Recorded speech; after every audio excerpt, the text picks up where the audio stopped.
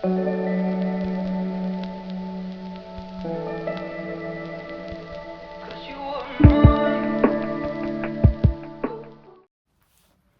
à tous et bienvenue dans cette nouvelle vidéo. Pour ceux qui ne me connaissent pas, je m'appelle Camille et sur la chaîne YouTube Fouillis de vie, le compte Instagram et le podcast, j'aborde un peu le fouillis de la vie, mais plus généralement la littérature, la philosophie, l'art et le bien-être.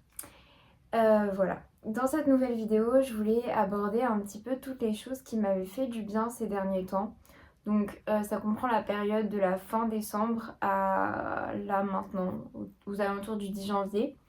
J'aurais pu faire cette vidéo en prenant en compte tout le mois de janvier, c'est-à-dire mes favoris de janvier, mais dedans il y a quand même des choses qui datent du mois de décembre et je voulais pas les inclure à la fin de janvier. Voilà, tout simplement. Et ça va vraiment être une vidéo qui n'est pas préparée, donc qui va être un peu pêle-mêle. Alors, la première chose dont je voulais parler, c'est d'art, puisque c'est, on va dire, le plus récent dans mes habitudes. Je suis retournée aux Beaux-Arts mardi, on est samedi, mais j'y suis retournée mardi et c'était génial parce que ça m'avait manqué. Il y avait eu les vacances entre-temps, donc forcément, j'avais pas pu y aller parce que les Beaux-Arts se fixent sur le calendrier scolaire, donc la petite pause hivernale. Mais voilà, c'était très enrichissant parce qu'on a pu faire la théorie de la couleur. Alors c'était une théorie que je connaissais déjà, mais là le professeur nous a vraiment montré des exemples clés pour qu'on comprenne mieux au-delà de la théorie par la pratique. Et puis nous, on a aussi été dans la pratique vu qu'on a fait notre autoportrait.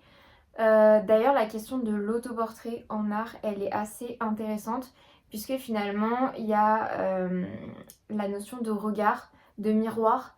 Forcément, quand on va dessiner un portrait, il va y avoir le regard de l'autre, enfin le regard que l'artiste porte sur la personne qui dessine, et puis le regard de celui qui est dessiné, parce que il y a cette notion de quelle image je renvoie. Mais dans l'autoportrait, cette notion de quelle image je renvoie, justement, elle est liée à nous-mêmes. Donc c'est assez délicat. Et moi, je remarque que j'avais une certaine... je suis toujours très rigoureuse dans mes dessins, et même s'il y a des moments où je me lâche, mais c'est vrai que l'autoportrait, j'avais l'impression de devoir rendre quelque chose d'authentique vis-à-vis de moi-même.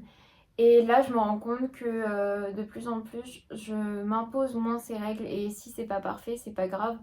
Un autoportrait, c'est pas. Ça peut être. euh, comment dire, la rigueur dans les traits, une certaine perfection, mais on peut tout à fait faire un autoportrait qui soit un petit peu loufoque, par exemple une caricature, ou un autoportrait sans vraiment avoir de visage en soi. J'ai d'ailleurs retrouvé un projet qui s'intitulait Autoportrait en artiste et c'était un projet que j'avais réalisé en classe de première. Donc j'ai pas retrouvé mon projet final, mais j'ai essayé de redessiner le projet comme il était conçu et de vous mettre un petit texte. Enfin voilà, je trouve que la question de l'autoportrait elle est hyper intéressante et peut-être que je ferai une vidéo qui est d'ailleurs purement dédiée à l'art, à comment je vis un peu ces journées aux Beaux-Arts. Mais c'était cool d'y retourner. Et c'était cool d'y retourner et puis d'avoir des discussions avec les gens là-bas, dont une dame qui m'a dit hey, tes chiches ont fait 180 dessins jusqu'à la fin de l'année. Et écoutez, c'était un petit défi que je m'étais mis là en début d'année et que j'aimerais bien continuer. Donc j'essaie de dessiner un peu tous les jours. Quand mardi du coup j'avais fait le chalet de la meilleure amie de ma maman. Euh, Parce que j'avais emmené ce petit carnet là qui est très pratique parce qu'il se met dans une trousse et il se balade avec moi. Et puis il y a un truc qui m'intéresse vachement en ce moment, c'est les devantures de café parce que je trouve ça très très beau et parce que je trouve qu'elles ont chacune leur charme.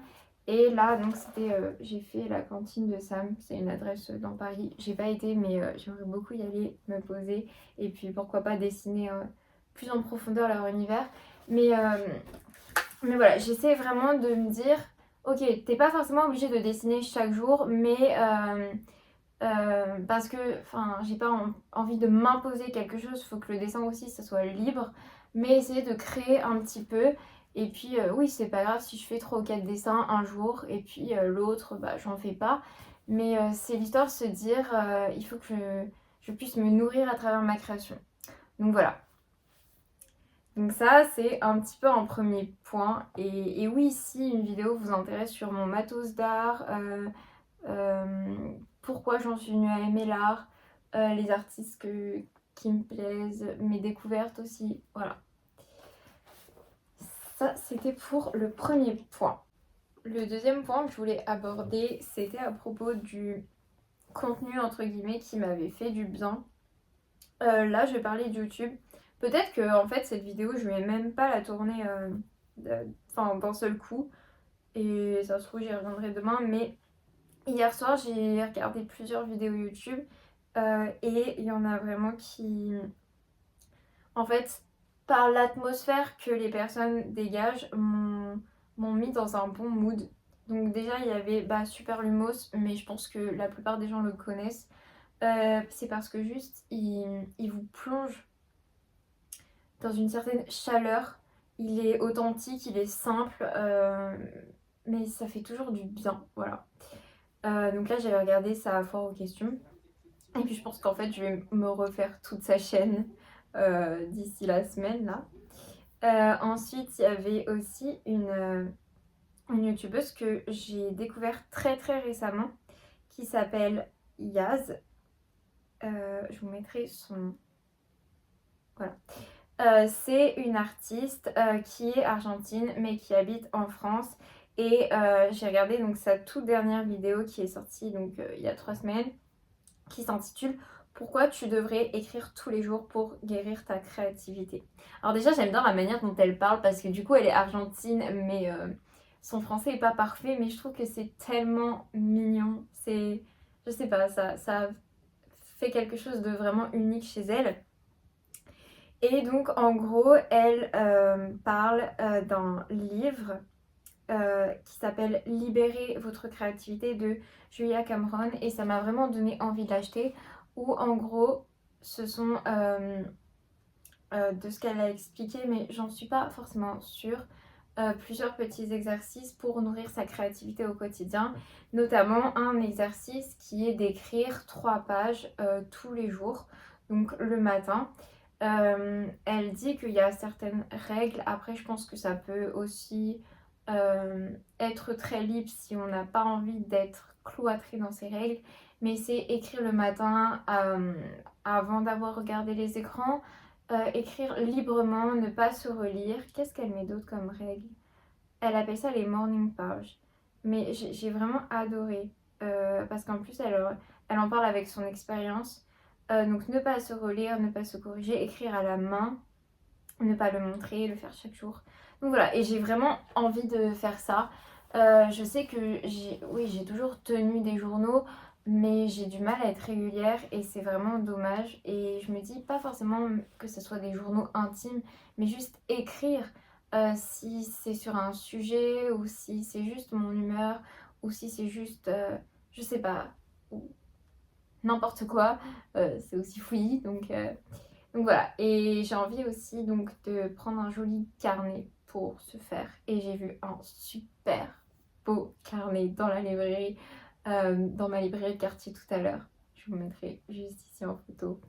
Mais peut-être je vais essayer de le faire maison, enfin moi-même, parce que un carnet ça coûte vite cher. Mais voilà, en tout cas, ça serait une idée pour me faire du bien. Alors là, c'est pas quelque chose qui m'a fait du bien en l'occurrence, puisque je n'ai pas encore commencé, mais je sais que ça m'aiderait.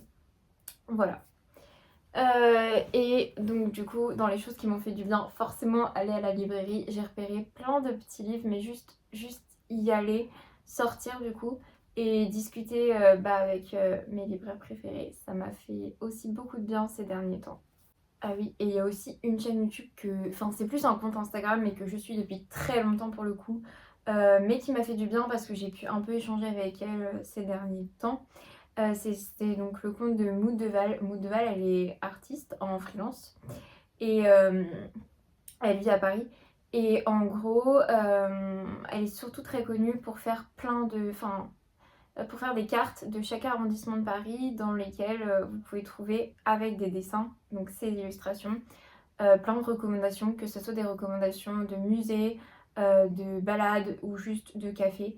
Et moi j'aime beaucoup ce qu'elle dégage. Donc voilà. Qu'est-ce qui m'a fait du bien sinon? Je crois honnêtement que le temps m'a fait du bien quand il a neigé ces derniers jours. Alors ça a été la panique pour beaucoup de monde, mais moi juste me réveiller le matin et voir la neige, c'était tellement apaisant. Et puis il y a eu un matin où je suis sortie très très tôt parce que j'avais un rendez-vous. Et du coup marcher dans la neige, ça m'a euh, ça m'a rappelé les sensations, enfin, ça m'a rappelé des sensations que j'avais eues quand j'étais allée au ski. Et c'était, en fait, je suis allée au ski pas beaucoup de fois dans ma vie. Enfin, euh, la dernière fois, c'était il y a un an et c'est un autre, c'est d'autres paysages, c'est d'autres manières de vivre et c'est d'autres sensations. Donc le fait de, ouais, de juste marcher dans la neige, avoir ce froid, mais pas ce froid qui, oh, comme ça, juste un froid qui vient sur votre visage et qui fait du bien, qui réveille, mais qui en même temps est doux. Je sais pas comment expliquer, mais juste, voilà. Et puis quand j'étais pas dehors, j'étais juste derrière ma fenêtre et je voyais la neige qui tombait et c'était magique, voilà. Autre chose aussi qui m'a fait du bien, et ça c'est un truc que j'ai commencé à faire à la fin de décembre, c'est de me dire que ça serait plus facile pour moi de manger si je pensais que manger égale créer. Je sais pas si moi c'est juste ma pensée parce que j'aime l'art ou si ça peut fonctionner pour tout le monde, mais en gros je me dis qu'une assiette qui est belle visuellement, elle donne forcément plus envie. Et en plus, j'ai l'impression que quand je fais un petit déj qui est stylé entre guillemets, euh, enfin stylé dans le sens beau, et bah c'est comme si vous voulez, le geste par exemple de mettre de la pâte à tartiner avec une cuillère, c'était moi au pinceau sur ma toile. Et du coup, ça, je sais que ça m'aide au quotidien. Et ça va au-delà, c'est même dans la vaisselle que je prends. Ou, ouais, par exemple, cette tasse-là, elle est trop mimi. En gros, pour la petite anecdote, on l'a trouvée bah, dans un concept store en Bretagne. Et ma maman, elle voulait les offrir pour Noël. Et moi, enfin, elle m'a dit, mais en gros, toi, si elles t'intéressent, tu te les donnes. Et je t'en mode, ah, mais elles sont trop mimi, donc oui. Et j'ai regardé un peu sur le site et ils en ont plein qui sont trop belles. Et, mais voilà, la vaisselle a énormément d'importance pour moi. Parce que je sais que prendre un café dans une tasse qui est agréable ou qui est juste visuellement... par exemple, j'aime bien faire des choses des mêmes couleurs que mes tasses ou qui ont un lien. Par exemple, là, vous voyez des petites cerises, bah, il peut y avoir des fruits rouges du coup dans mon assiette. Mais voilà, je sais que ça m'aide et aussi de savoir ce que du coup je mets dans mes assiettes, mais de les harmoniser, on va dire ça comme ça, de les construire comme je construirais finalement un tableau. Ouais, voilà. Et donc c'est penser, bah, du coup c'est vraiment de l'art parce que c'est penser la construction et c'est penser aussi l'harmonie des couleurs, l'harmonie des textures du coup. Voilà. Et en rapport avec ça, j'ai très hâte de récupérer mes pièces en céramique. Je ne sais pas pour quand ça sera. Mais en gros, j'ai fait un stage de céramique au mois d'octobre en Bretagne et je vous mettrai le nom de l'artiste qui fait ces ateliers, qui est d'ailleurs très pédagogue, qui est très gentil et je trouve que, enfin, moi j'ai pas forcément appris de choses parce que je connaissais le monde de la céramique et j'avais fait plein de stages, mais sur le coup ça m'a fait du bien de créer.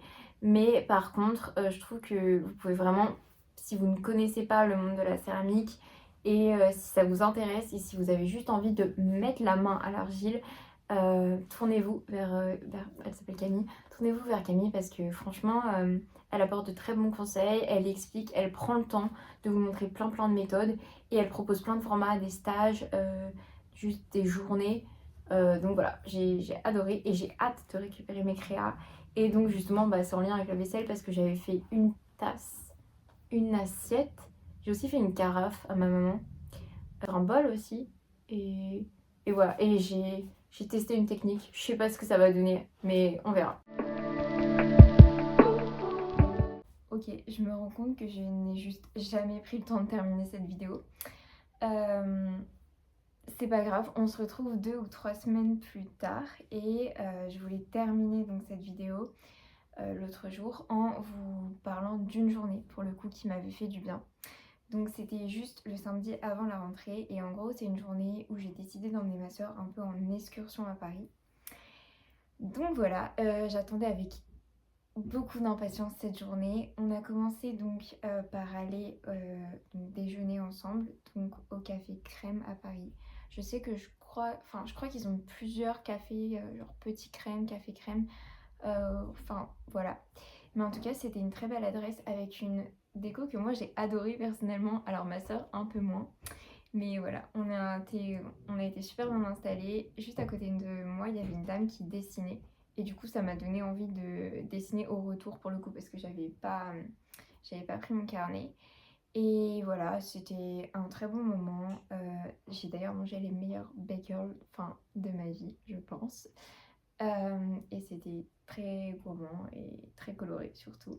Et d'ailleurs, il y avait les mêmes petites tasses que celles que je vous ai montrées un peu avant. Voilà, ensuite on a été récupérer un livre de chez Wild at the Moon que j'avais reçu. Donc en vrai j'ai pas encore testé ce livre, donc pourquoi pas le tester certaines recettes en vidéo. Mais en gros il est là.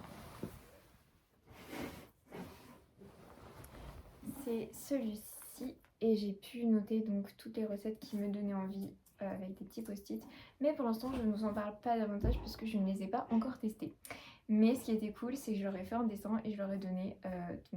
Voilà. Et je sais pas où il est parti ce dessin, mais c'était cool. Et ensuite, on a enchaîné en se baladant jusqu'à l'opéra Garnier. Et là, il faut que je parle de cet endroit qui est juste magique. Majestueux, incroyable et je vous conseille vraiment d'y aller si vous êtes de passage ou si vous êtes dans les alentours de Paris. Et c'est un monument qui m'a tellement marqué que je voulais un peu en parler davantage parce que c'est vrai que j'ai fait pas mal de recherches en amont et après. Parce que pour le coup, nous on a pris une visite libre avec ma petite sœur et c'est vrai que à part dans l'exposition temporaire, il y avait... Enfin moi j'ai trouvé que ça me manquait d'informations. Mais après, je comprends qu'on ne mette pas des cartels partout parce que c'est aussi une balade dans un monument et que s'il y avait plein de cartels, je trouve que ça gâcherait la magie du lieu. Mais bon, voilà. L'Opéra Garnier ou le Palais Garnier, il a été construit sous Napoléon III et il s'inscrit dans le contexte de l'haussmannisation de Paris. Il s'inscrit aussi dans un événement historique qui est celui de l'attentat qui a été mené contre Napoléon III. Et Napoléon III était une personne qui aimait beaucoup les arts, dont l'opéra, et il a jugé qu'il était nécessaire d'avoir un monument qui puisse accueillir, où le peuple parisien puisse se divertir, mais en se sentant en sécurité. Donc il y a eu un concours qui était anonyme, et c'est Charles Garnier qui a remporté ce concours donc d'architecture le 30 mai 1861. Voilà, j'ai un peu mes petites notes parce que c'est vrai que... Voilà. Voilà, c'est un peu tout ce que je dirais de théorique, on va dire. Depuis 1923, le monument il est classé monument historique, donc c'est quand même pas rien. Et donc, un élément aussi qui était important dans le contexte historique, c'était qu'en fait, la salle de spectacle, elle a été pensée pour voir des opéras, mais également pour être vue. Donc c'était vraiment un public... il y avait ce double regard finalement. Et j'ai trouvé ça très intéressant. Et j'ai également appris que le plafond qui a été donc peint par Max Chagall et qu'on peut voir aujourd'hui est en réalité mis par-dessus une autre œuvre, puisqu'il a été inauguré le 23 septembre 1964 et que le palais Garnier ne date pas de ce moment-là, donc ne date pas du 20e, mais du 19e. Donc c'est assez intéressant et ça prouve qu'en fait c'est comme un texte sur lequel on se base pour écrire, donc un hypertexte. Là c'est comme s'il y avait, je ne sais pas si le terme existe, mais une hyper œuvre d'art, mais c'est très intéressant en tout cas. Et voilà, et en fait, juste on est émerveillé dès le début parce que on rentre et on est face à au bassin de la Pythie et puis au grand escalier. Vous avez également deux allégories avec des bouquets de lumière et puis il y avait également cette bibliothèque et, et voilà, je ne peux encore une fois que vous inviter à le visiter, à prendre ce temps-là et peut-être à le faire quand il y a moins de monde parce que un des éléments par contre que j'ai pas aimé, c'est que c'est The Place pour Instagram quoi. Et ça c'est vraiment dommage parce que ça fait perdre un peu l'authenticité du lieu. Mais voilà. Et bien et après on a fini la journée sur ce beau lieu. Et on est rentré. Et c'est vraiment une journée où je suis rentrée et je me suis dit, ah, cette journée m'a fait du bien. J'ai passé un bon moment. Ça a changé parce que c'est vrai que je suis amenée à côtoyer ma soeur au quotidien finalement, mais faire d'autres choses, des activités qu'on n'a pas l'habitude de faire, découvrir de nouveaux lieux, que ce soit des lieux culturels ou que ce soit des lieux un peu plus normaux comme des restos, bah, c'est toujours très intéressant. Et, et, et j'ai envie de retourner à l'Opéra Garnier pour cette fois prendre le temps parce que c'est vrai qu'on avait... Bah, on arrive à 14h, on est reparti à 16h, ce qui est pas énorme en soi et j'aurais pu juste prendre encore plus de temps pour, je sais pas, me poser, crayonner, enfin voilà. Et puis aussi, il y avait l'exposition temporaire, puisque on fête les 150 ans de l'Opéra Garnier, et je vous invite également à la faire, parce que pour le coup, il y a vraiment beaucoup d'œuvres d'art, que ce soit donc des vidéos, que ce soit des aquarelles, enfin des costumes également. C'est vraiment très très riche, et voilà, c'est une très belle expo temporaire également. Voilà, de mon côté, je vais vous laisser et je vous dis à très vite pour une prochaine vidéo.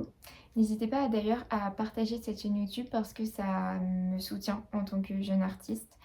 Et voilà, en tout cas, merci beaucoup d'avoir regardé et à très vite.